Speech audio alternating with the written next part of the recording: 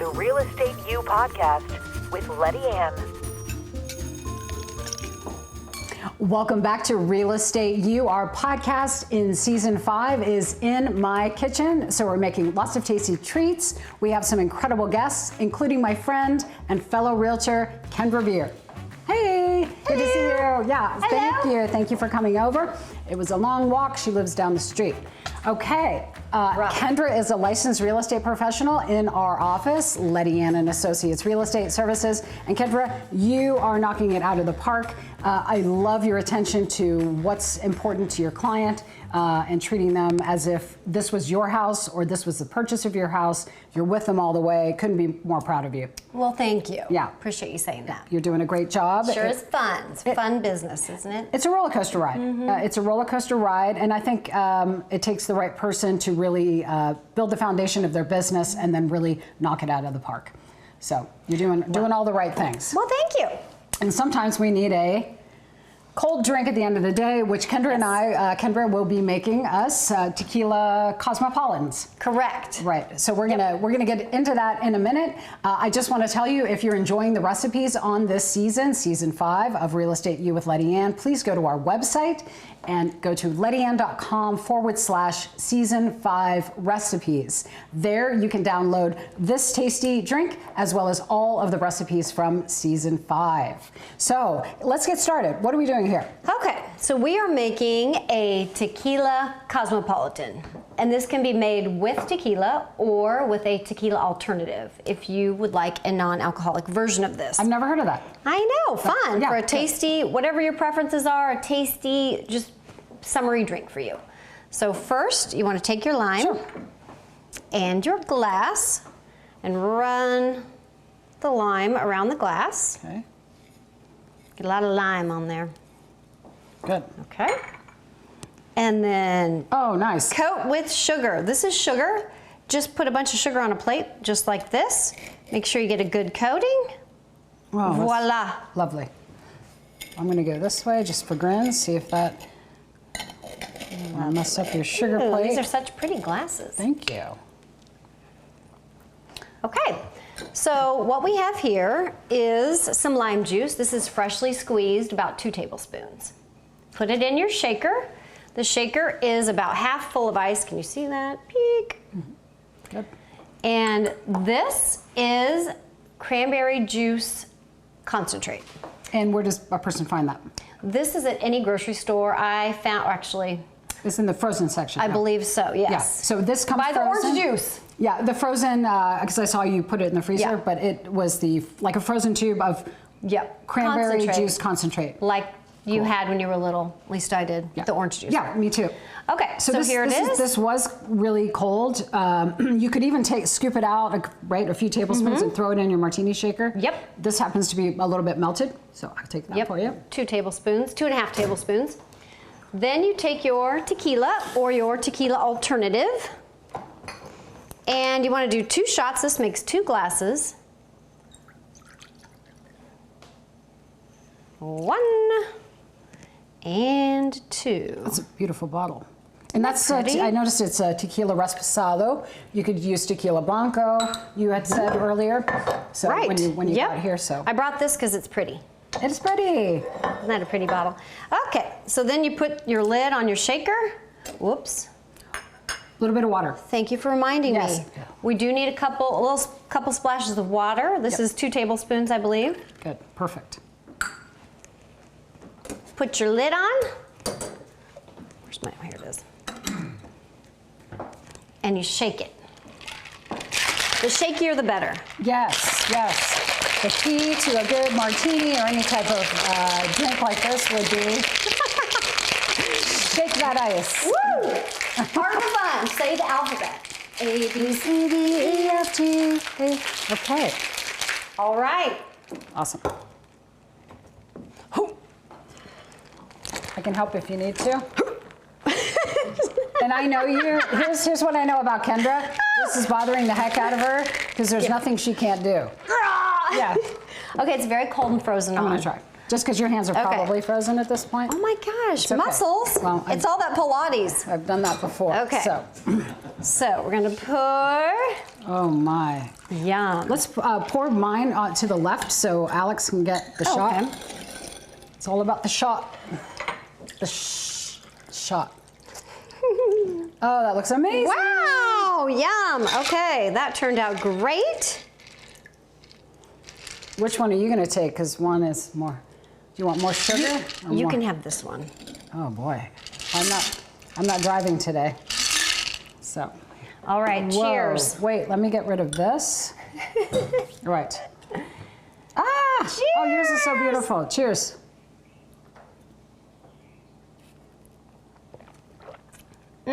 That's trouble in a glass. A right plus. there. I give myself an A plus. I That's give you an good. A plus as well. Thank you. Thank you. Let's dial That in a was little fun. bit about real estate. What for any sellers or people who are considering selling soon? What advice? What tips do you have for them? Well, I think the main thing in selling your home, everybody's getting caught up in it's so easy and it's so quick, and that's really not the case.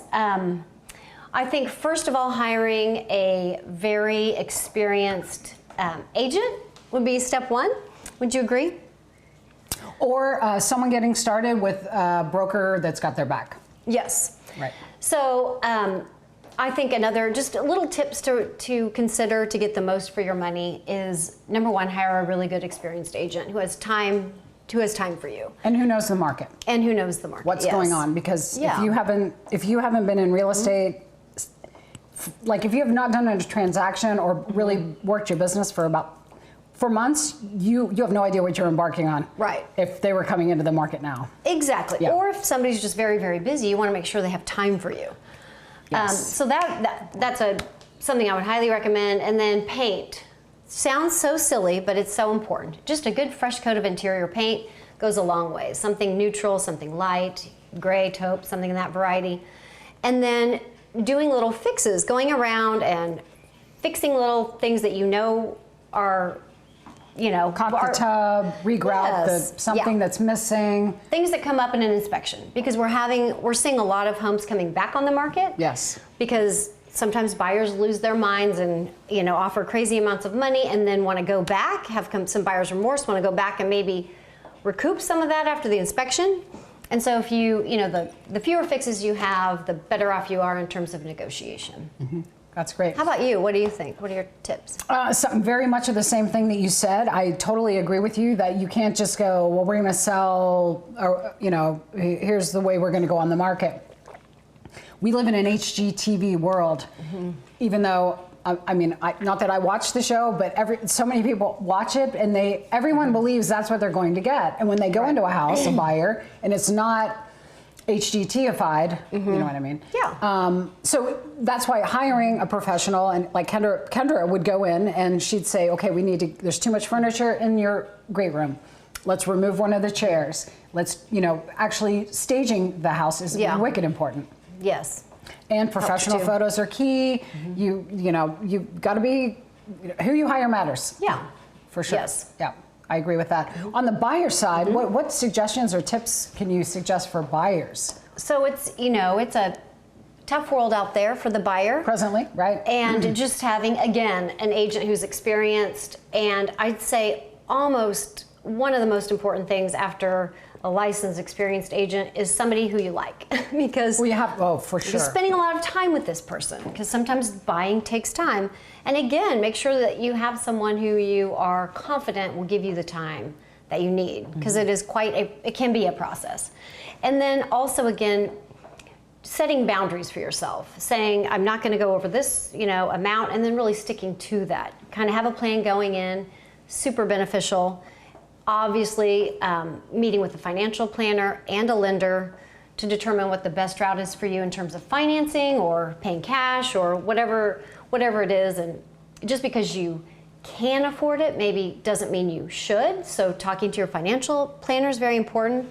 We're seeing, again, a lot of homes going back on the market, and part of that is due to you get so excited and it's just a competition, and if you win the bid, then you could have gone $50,000 outside of your price range. So we're seeing homes going back on the market. So just making sure you know what you can afford and just sticking to that.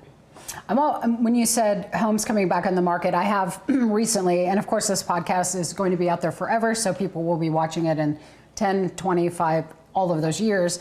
But I'm seeing the coming back on the market too, Kendra, and I wonder if maybe the listing agent wasn't savvy enough or knowledgeable enough about the market, took a listing, maybe they don't take many listings, and they didn't have the advice of their broker or someone to support them with answering questions and things like that. And maybe that listing agent told the seller to just take the highest offer.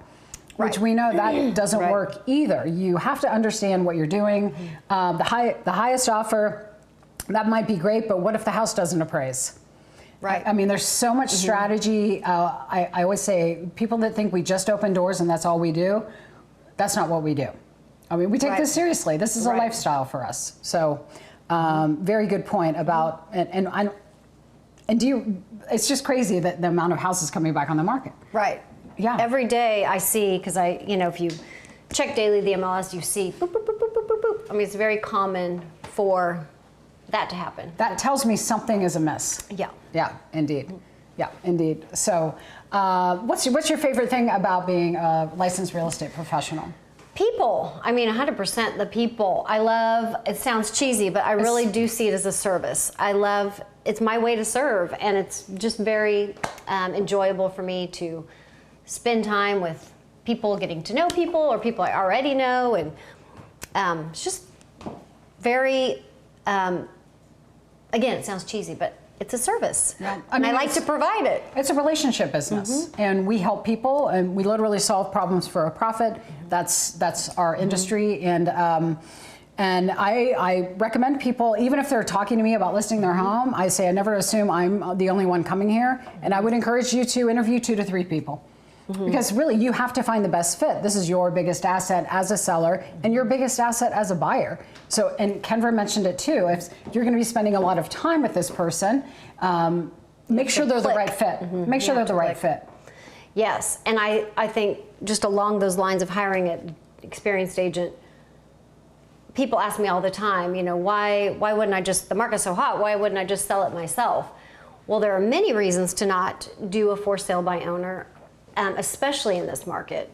And I think number one, and you might have a different opinion, but I think in my mind, number one is, statistically speaking, you get on average 25% more return on your investment, not offer price, I mean actual come to closing and take away 25% more than you would doing it on your own. And there are many reasons for that. And Would you agree? Yeah, I totally agree with that. And I believe you can even go to the NAR, the National Association of Realtors website, and actually search that question.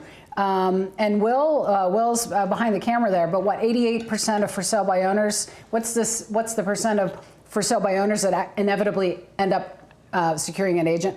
It's about 85%. 85%, right. Yeah. So I think about for sale by owner too. How are you marketing your property? It's not an MLS. Right. What, you're going to stick a sign in the yard. People are going to be calling you at all hours, knocking on your door. Right. Right. And there's so much more than, I think the mindset of a for sale by owner is we're going to net so much more money if we don't have a real estate professional. I beg to differ. Right. I'd love to do some type of secret test about it. Well, statistically speaking, that's not true, because you get 25% more on average, right? And you're only paying, But you get the mindset. But they're not getting, Kendra saying, we need to shuffle your great room furniture a little bit. This is a little bit crowded. This room is a little dated. Let's get the paint updated in the office. There's a lot of stuff on the walls. Right. All of those things matter. And what we tell people when they're about ready to list is, don't spend a nickel unless you're going to get a dime back later. I think also, I lost my train of thought. That's okay. I think it's the tequila. But no, I do think that what people also don't realize is our giant network of other agents and what a benefit that is to us. Thank you for bringing that up. That's true. Buyers and sellers. Right. Because we have just an example. Like, I just got a flyer the other day, an emailed flyer that said, buyer need, blah, blah, blah. And I just happened to have somebody that was considering selling. So I was able to call that person. It happens all the time like that. And we have something called reverse prospecting only through the MLS. So we can get, buyers and sellers together and make that match by just going on the MLS. Whereas if you're an individual, you're just crossing your fingers, hoping for the best. And so many people have said, oh, well, we've sold the last 2 houses ourselves. So, but the market changes. Inevitably, we all need food, water, and shelter. So that's always going to be around. But the real estate market changes. It goes through cycles. And talking to a professional, whatever you decide to do is your prerogative. However, we call it research, do the research, have a research phase, talk to a professional. So with that being said, if you have any questions for Kendra, or if you're curious about her Tequila Cosmopolitan and where you might be able to find non-alcoholic tequila, any questions you might have, we welcome answering those questions. Please send them to this email, realestateu with Lettiann at Lettiann.com, realestateu as in university, with Lettiann at Lettiann.com. We'll get your questions answered through that email as quickly as possible. If you like the recipes you're seeing today or on any of season 5, please go to our website, Lettiann.com/season 5 recipes. And I want to thank my guest, Kendra Beer, today. Kendra, this isn't beer, but it's a damn good, delicious Tequila Cosmo. Yes, ma'am. So thank you for being a great agent, and thank you for being on the show. Thanks for having me. All right, see you next time. The Real Estate You podcast with Lettiann.